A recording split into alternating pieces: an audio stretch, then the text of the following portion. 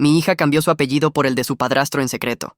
En su boda me dijo, me quedé con el mejor apellido y no tienes derecho a quejarte. Me fui en silencio, pero lo que pasó después fue inesperado. Solía creer que estaba haciendo lo correcto. Ya sabes de qué clase de creencia hablo. Esa que te mantiene en movimiento aunque tengas el estómago encogido y el corazón susurrándote que algo no va bien. Para mí, esa creencia venía envuelta en trajes de negocios, vuelos nocturnos y llaves de hotel. Era padre, sí, pero también proveedor. Y en mi cabeza, esas dos cosas eran lo mismo. Después de que la madre de Laia se marchara cuando ella apenas tenía 6 años, juré que nunca volvería a sentir ese abandono. Así que trabajé más duro, me quedaba hasta tarde, me perdía reuniones de padres y maestros, recitales de ballet, panqueques de sábado por la mañana. Todo en nombre de construirle una vida en la que nunca tuviera que luchar. Pensaba que el éxito podía envolverla como una armadura, pero ahora, al mirar atrás, me doy cuenta de que estaba construyendo una fortaleza con yo mismo afuera. Había señales, claro, pero eran fáciles de ignorar cuando estás al otro lado del país enterrado en informes trimestrales. Cuando tenía 12, Laia me preguntó de manera casual, como si no fuera gran cosa, si podía llamar papá a Darren a veces. Darren, el nuevo esposo de su madre, era orientador escolar, de mirada suave y risa cálida. No me gustaba el hombre, pero nunca fue cruel ni desagradable. Solo estaba presente, y eso bastaba. Recuerdo congelarme en esa habitación de hotel en Dallas, con el auricular Bluetooth puesto y una hoja de cálculo en la pantalla, y decir, si eso te hace sentir cómoda, cariño. Mi voz apenas se quebró. Me repetí que era solo una fase, que los adolescentes siempre tanteaban los límites. Me convencí de que lo superaría. No volví a preguntar. Ese fue mi error. Hay algo curioso cuando te pierdes los pequeños momentos. Comienzas a decirte que todavía formas parte de los grandes. Así que, cuando Laia se comprometió y me llamó para contármelo, me serví un whisky y brindé solo en mi cocina. Le ofrecí pagar la luna de miel, le regalé la escritura de la vieja casa de playa de la familia y pasé horas escribiendo un brindis que planeaba dar en la recepción. Hablaba de nuestros recuerdos compartidos. Viajes por carretera, meriendas de medianoche, aquella vez que ambos nos intoxicamos en un diner de la I-75. Quería recordarle que, sin importar lo lejos que estuviera, yo seguía siendo su padre, que la sangre no era opcional, que el amor, incluso el que llega tarde, sigue contando. Pasé semanas ensayando esas palabras en mi cabeza, imaginando el momento en que levantaría mi copa y ella me miraría recordando quién le sostuvo la mano en cada gripe y cada desamor, aunque fuera por FaceTime. Pero en cuanto entré al salón, algo cambió. Eran los detalles. El apellido Whitmore, grabado en cursiva en el cartel de bienvenida, en las copas de champán, bordado en las servilletas. Al principio pensé que era un error, una coincidencia, que lo usaban de forma informal. Pero cuando tomé el programa de la boda y leí Laia Grace Whitmore, impreso como una declaración en negritas de lealtad, sentí como si me hubieran arrancado el aire. Los documentos legales, la licencia, el libro de invitados, todo lo confirmaba. Mi apellido, el que había llevado, el que transmití con orgullo y sacrificio, había sido borrado como tiza bajo la lluvia. Me quedé allí atónito, mientras primos lejanos charlaban y los fotógrafos disparaban como si nada estuviera mal, como si yo no fuera un extraño en la boda de mi propia hija. No fue la rabia lo primero que me golpeó, sino una especie de incredulidad hueca y dolorosa. La encontré detrás del salón, retocándose el maquillaje con una de sus damas de honor. Estaba radiante, tan luminosa que casi me hizo olvidar por qué estaba allí. La tomé del brazo suavemente y le pregunté en un susurro, ¿cambiaste tu nombre? Ella me miró con una calma que aún no he podido perdonar. Sin culpa, sin titubeos, solo una sonrisa y un encogimiento de hombros. Me quedé con el mejor apellido para mí, dijo.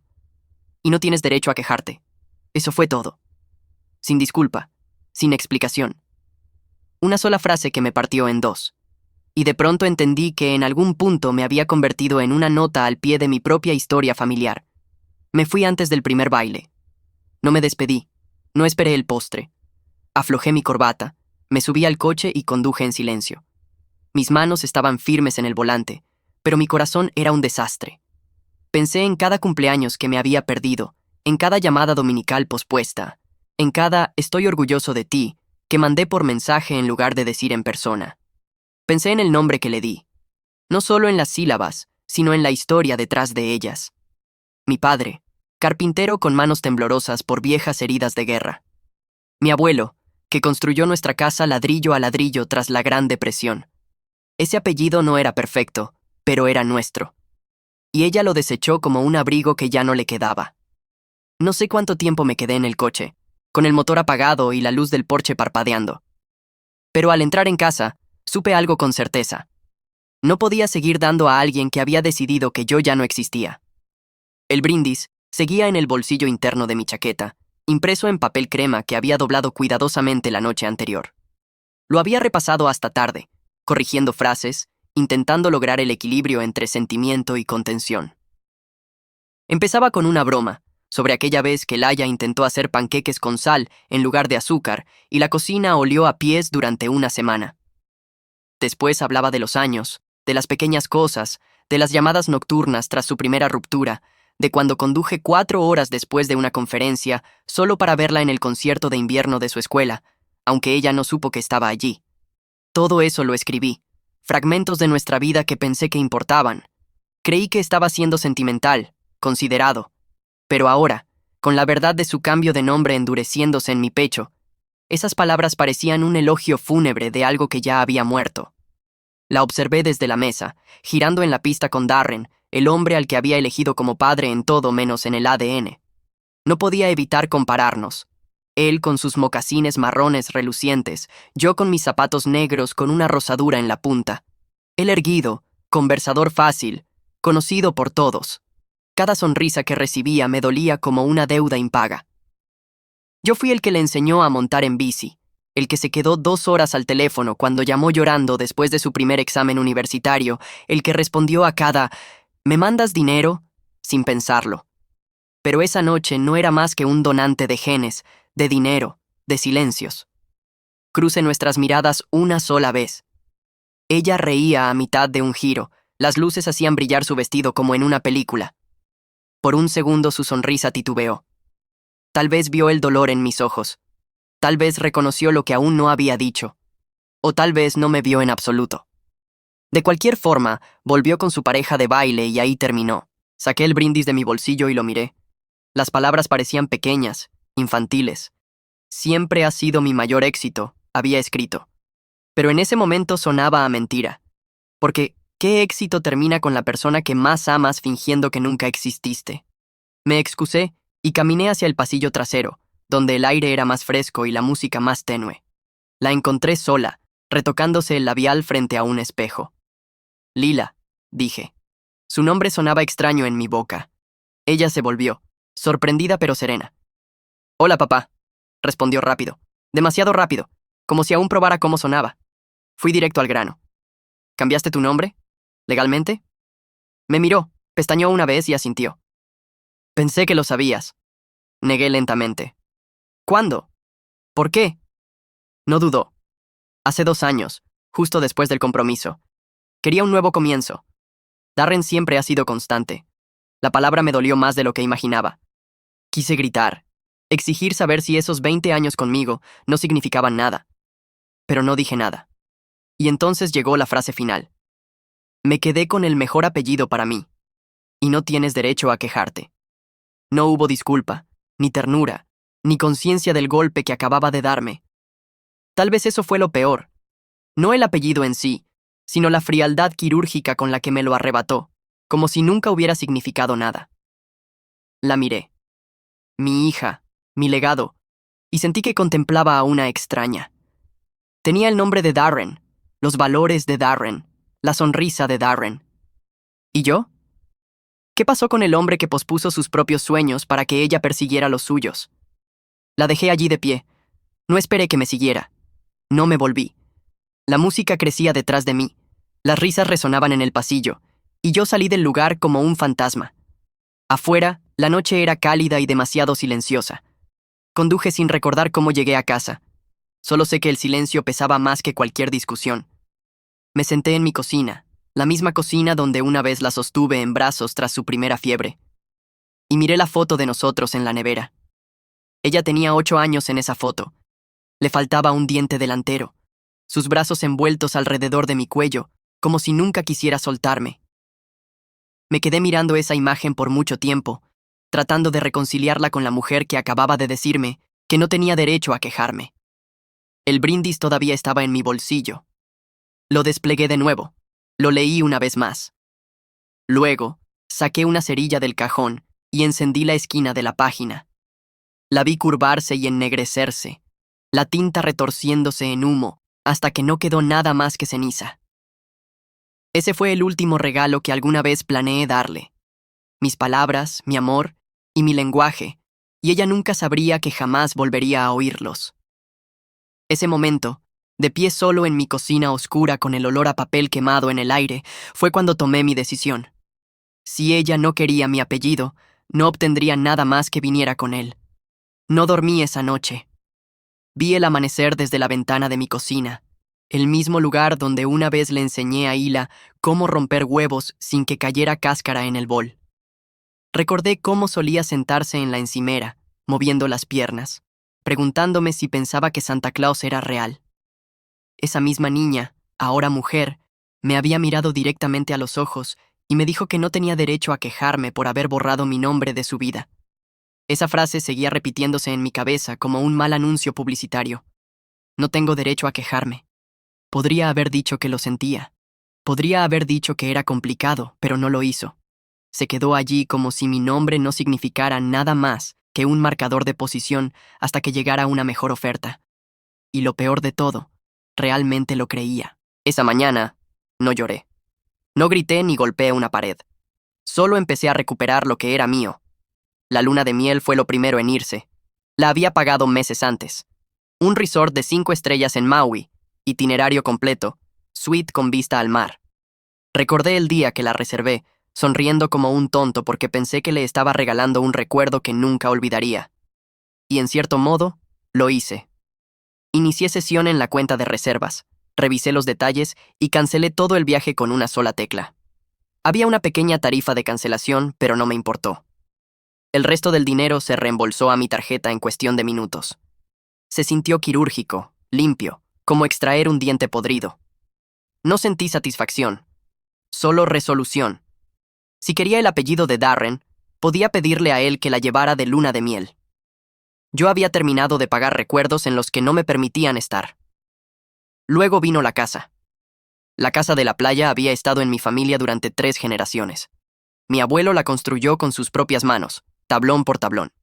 La llamó Sea Haven y talló el nombre en un cartel de madera a la deriva que aún colgaba sobre la puerta principal. Pasé todos los veranos de mi infancia allí. A Hila también le encantaba. Aprendió a nadar en la cala detrás de la casa, se raspó las rodillas subiendo por el sendero rocoso, recogía conchas marinas y las alineaba en los alféizares de las ventanas como tesoros. 6 meses antes de su boda, le transferí la escritura como sorpresa. Pensé que le estaba entregando un legado, pero esa mañana, lo único que vi fue un símbolo de mi propia necedad. Llamé a mi abogado y le dije que necesitaba revertir la transferencia. No fue fácil. Técnicamente, había sido un regalo, pero la oficina del condado aún no había finalizado el papeleo. Movió algunos hilos. Al final de la semana, Sea Haven volvió a ser mía. No llamé para explicarle. No envié un mensaje. Sabía que pronto lo descubriría. No esperaba que las repercusiones llegaran tan rápido. Comenzó con un mensaje de voz de su nuevo esposo. Su voz era rígida, controlada. Señor Wallace, Laila está muy molesta. Notamos que la luna de miel fue cancelada y acabamos de recibir un aviso de la oficina de títulos sobre la casa. Mire, estoy seguro de que es un malentendido, pero tal vez podamos hablar. No devolví la llamada, no por rencor, sino porque no me quedaba nada que decir. El segundo mensaje fue de Darren. Darren tuvo la audacia de decir: sé que estás dolido, pero castigarla de esta manera no está bien. Ella no quiso faltarte al respeto. Lo borré a la mitad. No necesitaba lecciones de vida del hombre que me había reemplazado en cada cena familiar que me perdí. Si tanto quería el título de padre, podía empezar a pagar el precio que venía con él. Fue la voz de Hila en la tercera llamada la que me hizo detenerme. No porque se disculpara, no lo hizo, sino por lo que dijo. Me estás castigando por amar al hombre que realmente estuvo presente. Esa frase me golpeó más fuerte que todas las demás, porque en cierto modo era verdad. Darren estuvo allí. Fue a sus recitales, ayudó con proyectos escolares. Estuvo a su lado en fotos en las que yo debería haber estado. Y mientras yo me desgastaba en salas de juntas y aeropuertos, él le daba el tipo de regalos que yo pensaba sustituir con transferencias bancarias y regalos de cumpleaños. Pero lo que ella no entendía, lo que se negaba a entender, era que cada hora que me perdí la pasé tratando de asegurar su futuro. Cada sacrificio que hice fue por ella. Y ahora ella estaba del otro lado de todo eso, reescribiendo la historia como si yo solo hubiera sido un donante ausente que no merecía el título de padre. Ella tomó su decisión. Yo finalmente estaba tomando la mía. La familia, por supuesto, no lo tomó bien. La noticia se propagó como fuego, como siempre pasa cuando la gente necesita una distracción de su propio desastre. Mi hermana fue la primera en llamar. No puedes simplemente desheredar a tu hija porque cambió su apellido, dijo, como si esto se tratara de letras en una licencia de conducir. Estás siendo vengativo. Le pregunté si estaría de acuerdo con que su hijo la borrara de su vida. No respondió. Mi madre, bendita sea, trató de ser mediadora. Es joven, querido. La gente comete errores. Pero esto no fue un error. Fue una elección consciente y deliberada de reescribir quién era yo en su vida. Y yo había terminado de financiar una historia en la que ya no pertenecía. Esa noche me senté en la sala, las luces bajas, mirando la chimenea vacía. Gerald vino, mi mejor amigo desde hace más de 30 años, y compartimos una botella de whisky en silencio durante la primera media hora. Luego, finalmente habló. Hiciste todo por ella, hombre. Eso no significa que ella lo vea. No significa que alguna vez lo haga. Lo miré, con la garganta seca. ¿Crees que estoy equivocado? Se recostó, sacudió la cabeza lentamente. No. Creo que finalmente dejaste de permitir que la gente te quisiera por las razones equivocadas. Esa frase se me quedó grabada porque tenía razón. Pasé años comprando perdón, sobornando conexión, pagando alquiler en una relación que ya no tenía cimientos. Pero ahora me estaba desalojando a mí mismo de su vida, de la fantasía de que la sangre garantiza amor, de la mentira de que estar presente con dinero podría reemplazar estar presente en persona. Subestimé lo rápido que viaja la traición. Qué rápido la gente que nunca devolvió mis llamadas, de repente encuentra tiempo para llamarte cuando creen haber encontrado un nuevo ángulo para juzgarte. La primera consecuencia real llegó un martes por la tarde, 3 días después de que cancelara la luna de miel y recuperara la casa. Estaba sentado en mi escritorio revisando papeles cuando mi teléfono comenzó a vibrar con mensajes, no solo de Laila o su nuevo esposo, sino de primos con los que no hablaba desde hacía años, amigos de secundaria de ella que ni siquiera sabía que todavía frecuentaba. Y, curiosamente, incluso su madrina, que una vez olvidó por completo su cumpleaños, pero ahora tuvo el descaro de dejar un mensaje de voz llamándome cruel e inestable emocionalmente. La gente estaba indignada, no porque hubiera hecho algo monstruoso, sino porque había recuperado en silencio regalos que todos creían que ella tenía derecho a conservar.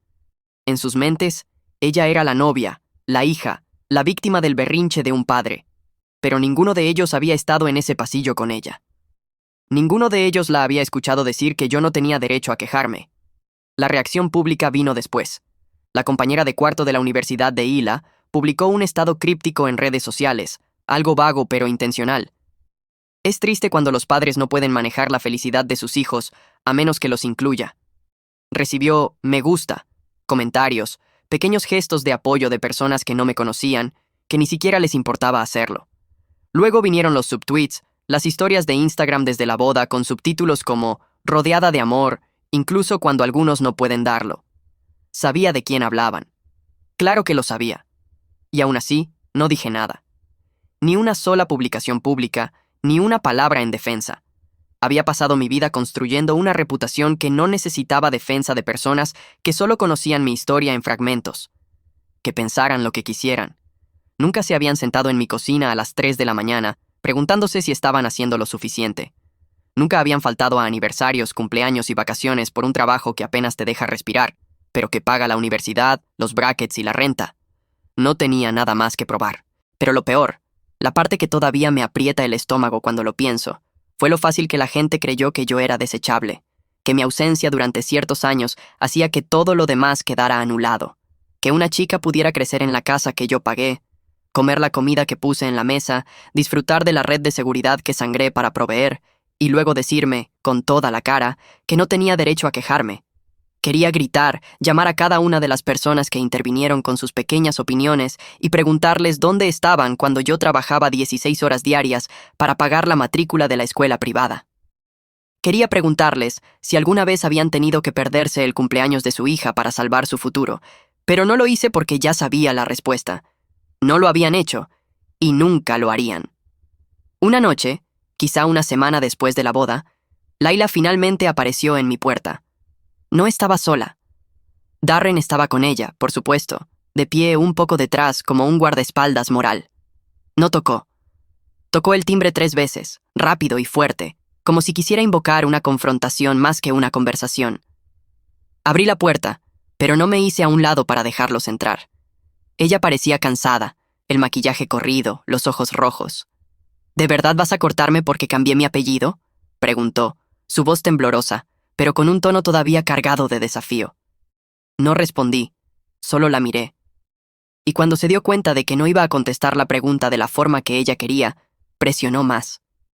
Me estás castigando por algo que ni siquiera tiene que ver contigo. Eso rompió la presa. ¿Tú crees que esto se trata de un apellido?, solté. La calma que había mantenido por días se quebró en mi garganta. ¿Tú crees que esto se trata de sílabas y letras? Me borraste, Laila. Tomaste una decisión, no solo de honrar a alguien más, sino de para enterrarme en el proceso. Y luego te paraste ahí, con tu vestido de novia, y me dijiste que no tenía derecho a sentir nada al respecto. Eso no es un cambio de nombre. Eso es un funeral. Darren empezó a dar un paso al frente como si fuera a hablar, pero levanté una mano. No. Simplemente no. No necesitaba su tono de terapeuta ni una lección sobre madurez emocional. Esta no era su escena para narrar. Laia parpadeó. Su rostro se contrajo, una mezcla de dolor e incredulidad. Ni siquiera intentaste entender, dijo. Solo te fuiste. Eso dolió. Pero no porque fuera verdad, sino porque no lo era. Había pasado años intentando entender, intentando justificar sus elecciones, diciéndome que era joven, que esto era solo una fase, que tal vez volvería. Pero cuando me dijo que no importaba, no solo una vez, sino en cada decisión que la llevó hasta esa boda, finalmente dejé de esperar. Me fui, dije, porque finalmente me di cuenta de que no estaba invitado a la vida que construiste. Cerré la puerta suavemente. No un portazo, solo un clic final y silencioso. Más tarde esa semana, mi primo menor Marcus llamó. Tenía 25 años, trabajaba en 2 empleos y todavía vivía en un apartamento de una habitación con su prometida y su hija recién nacida. Escuché lo que pasó, dijo con cautela. Si alguna vez quieres hablar, aquí estoy. Ah, y si realmente buscas a alguien que cuide de la casa de la playa, sería un honor. Esa llamada me sorprendió, no por la oferta, sino porque me recordó que no todos me veían como un villano. Algunas personas aún recordaban las cosas que había hecho en silencio, con constancia. Conduje hasta la casa al día siguiente, le di a Marcus las llaves y les dije que la hicieran un hogar. Su prometida lloró cuando le entregué los papeles. Dijo que nunca había vivido cerca del océano. Fue la primera vez en semanas que sentí algo cercano a la paz. La oficina del abogado estaba más fría de lo que recordaba. Tal vez era el aire acondicionado. Tal vez era el ánimo que yo mismo cargaba como una nube de tormenta. Ya había estado allí años antes, cuando hice la primera versión de mi testamento. Entonces todo había ido para Laia. Directo, sin condiciones, sin preguntas. Mi casa, mis ahorros, la casa de la playa, las acciones que había acumulado en silencio durante décadas de noches sin dormir y momentos perdidos. En ese entonces, parecía obvio. ¿A quién más iría? Era mi hija, mi única hija, mi legado.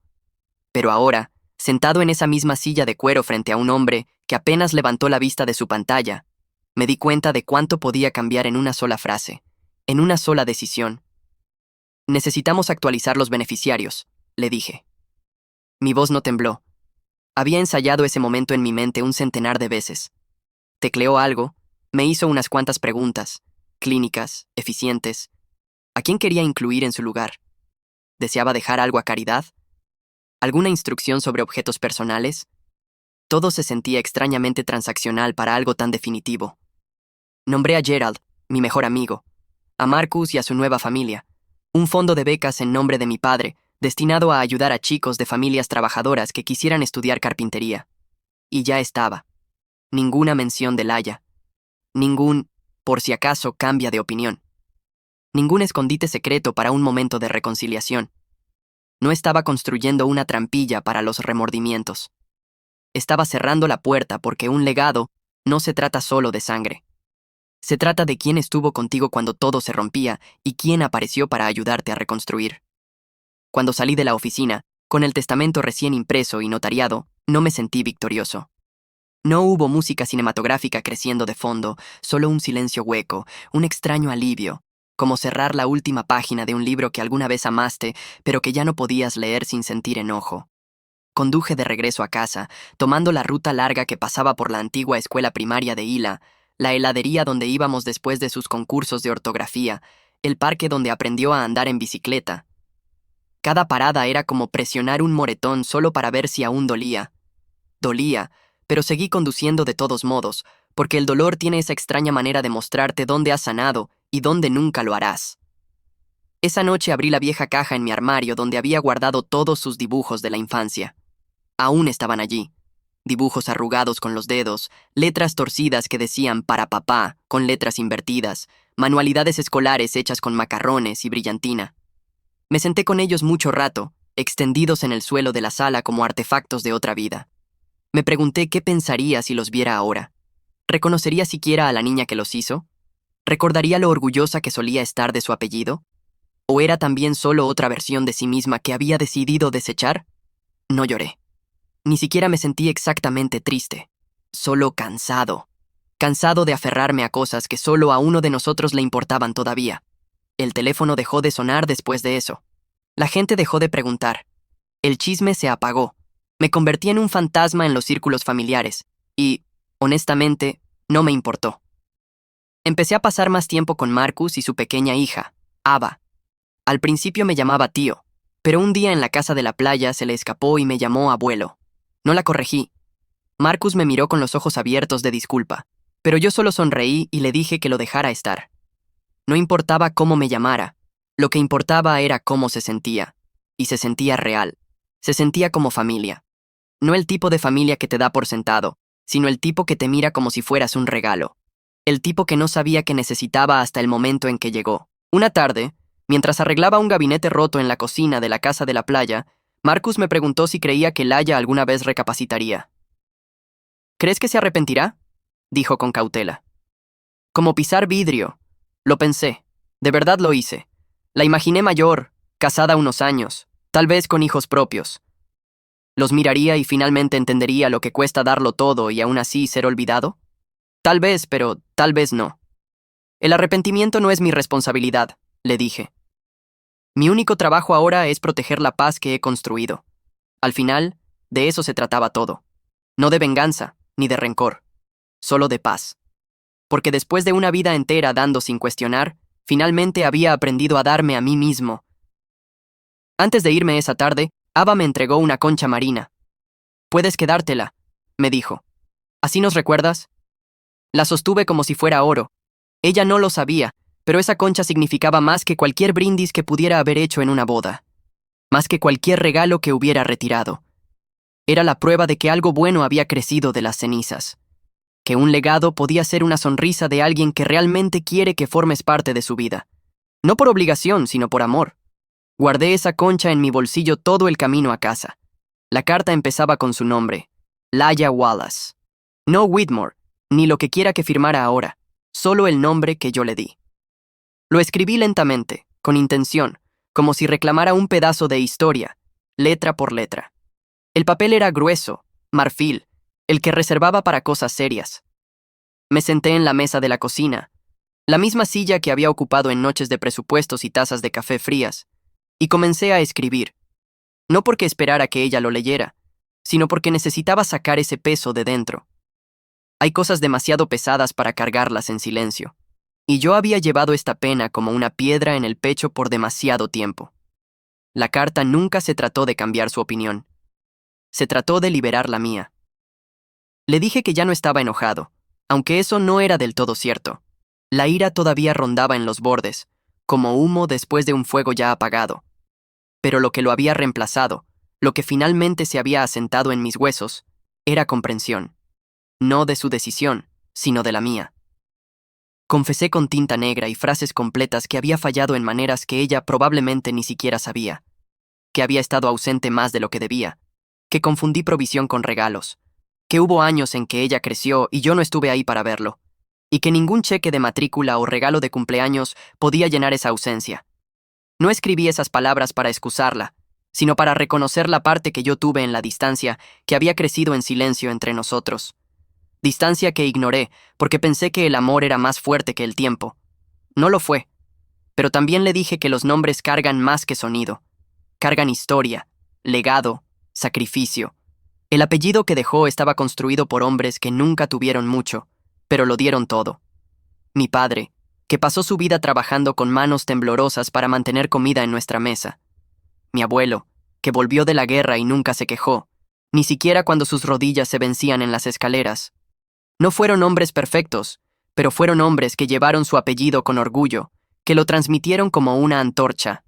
Y cuando ella lo dejó tan a la ligera, no solo se alejó de mí, también se alejó de ellos. Eso fue lo que más dolió. No el cambio en sí, sino la facilidad con que lo hizo. Como si nada importara, como si fuéramos notas al pie en su historia en lugar del primer capítulo. Le dije, suave pero firme, que había tomado su decisión. Y las decisiones traen consecuencias, no como castigo, sino como realidad. No puedes borrar a alguien y esperar que su amor siga fluyendo sin interrupción. Yo no era un cajero automático. No era un suplente del hombre que aparecía en las funciones escolares. Yo era su padre. Y ella había enterrado ese papel con unos pocos formularios legales y un programa de boda. Le conté que cancelé la luna de miel porque no podía soportar la idea de financiar una celebración de la cual ya no formaba parte. Reclamé la casa porque guardaba recuerdos, recuerdos sagrados, y no iba a dejar que fueran heredados por alguien que ya no reconocía a la familia de la que provenía. Reescribí el testamento porque los legados no se regalan, se ganan, y prefería dar el mío a personas que recordaran el peso de lo que recibían. Mientras escribía, me di cuenta de que no necesitaba que ella entendiera. Ya no. No necesitaba validación, ni reconciliación, ni una reunión llorosa donde todo se arreglara mágicamente. Esa es la fantasía a la que se aferra la gente. La idea de que un día los que te hirieron volverán más sabios, más suaves, llenos de disculpas. Pero la vida rara vez concede esas escenas. Y aunque algún día ella apareciera, carta en mano, diciendo que finalmente entendía, no desharía los años de silencio, la punzada de aquel pasillo de la boda, el sonido de mi nombre siendo reemplazado en silencio. No, no esperaba cierre de parte suya. Yo me lo estaba dando a mí mismo. Firmé la carta como papá, no porque ella todavía me llamara así, sino porque eso era lo que yo era, lo que siempre seré, incluso si nadie más vuelve a decirlo. Doblé la carta, la metí en un sobre y la guardé en el cajón superior de mi escritorio, donde permanece sellada, sin enviar. Hay cosas que están hechas para ser dichas, incluso si nadie las escucha. Esa carta es mi verdad, mi adiós, mi recordatorio de que di todo lo que pude. Y cuando ya no importó, me fui con la dignidad intacta. Pasaron semanas, luego meses. Laia no llamó, no escribió. Dejé de revisar el teléfono buscando su nombre. Dejé de esperar que apareciera en mi bandeja de entrada con explicaciones. En cambio, puse mi energía en la gente que se quedó. Gerald, Marcus, Ava. Construimos nuevas tradiciones. Cenas de domingo, fines de semana en la playa. Le enseñé a Ava a hacer rebotar piedras sobre el agua, como una vez le enseñé a Hila. La primera vez que lo logró gritó de orgullo, luego corrió y me rodeó con sus brazos. «Eres el mejor», me dijo. Y por primera vez en años lo creí. No por sus palabras, sino por la alegría que vi reflejada en sus ojos. Sin complicaciones. Incondicional. Todavía pienso en Hila a veces, no con rabia ni con tristeza, sino con algo más tranquilo. Un duelo por lo que pudo haber sido. El recuerdo de la niña con brillantina en las mejillas y crayones en los puños. No está muerta. Simplemente está en otro lugar, viviendo una vida que ya no me incluye. Y está bien. Cada uno de nosotros tiene que vivir con las decisiones que toma. Yo tomé las mías y he hecho las paces con ellas.